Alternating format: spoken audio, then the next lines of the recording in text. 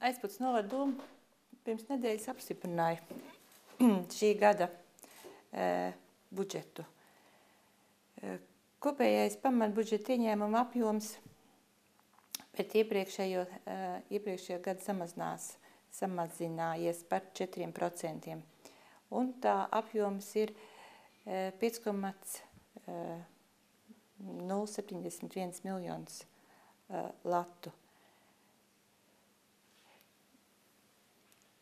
Izdevuma kopējais apjoms prognozēts nedaudz lielāks par 2,2% vairāk nekā iepriekšējā gadā.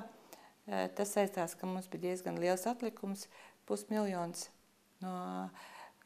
no kuriem kādi 230 000 bija Eiropas finansētiem projektiem paredzētie līdzekļi. No ieņēmumiem vislielākais īpatsvars joprojām ir iedzīvotāju ienākumu nodoklim. Nodoklis šajā gadā plānojās mazāks kā iepriekšējā gadā un mazāks plānojās par 9,3%. Tas ir ļoti daudz. Iepriekšējā gadā mēs iedzīvotāju ienākumu nodokli nesaņēmām kāds 83 000, jo valsts negarantēja 8%. Šogad viņi negarantē 4%, un tas sastāda kādus 70 000. Un, šogad ietekmē iedzīvotāju ienākumu nodokli ietekmē gan minimālā alga, gan nodokļu nodokļu atvieglojumi, nodokļu likme. Šogad nodokļu likme ir par 1% mazāka nekā iepriekšējā gadā, un tas arī skar pašvaldību. Otrs nodoklis, ko pati pašvaldība iekasē, nekustamā īpašuma nodoklis. Tas ir kā 285 000. Tas tiek plānots par 19% vairāk kā iepriekšējā gadā. Palielinās nekustamā īpašuma nodokļu bāze.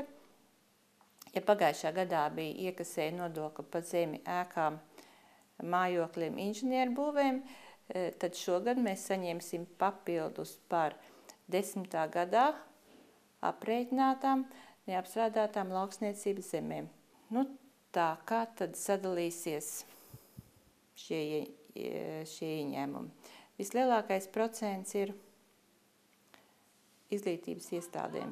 Izglītības iestādēm no pamatbudžeta aiziet kā 90, bet 42 000, tas ir kādi 2,2 miljoni. Bet tā skaitā ir valsts mērķa dotācijas. Tad vēl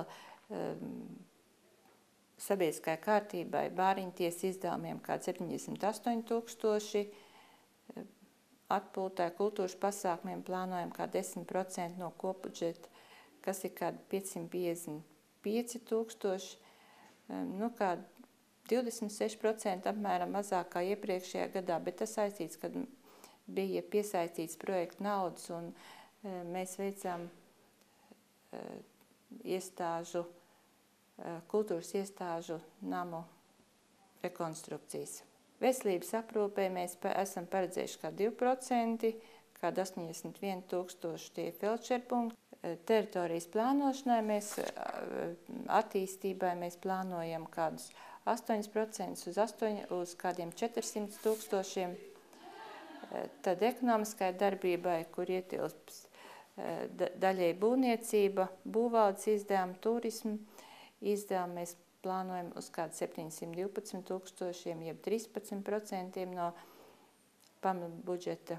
Tā skaitā mums lielākais objekts ir, ko mēs vēlētos šogad pabeigt, ir Aizputes sporta hala.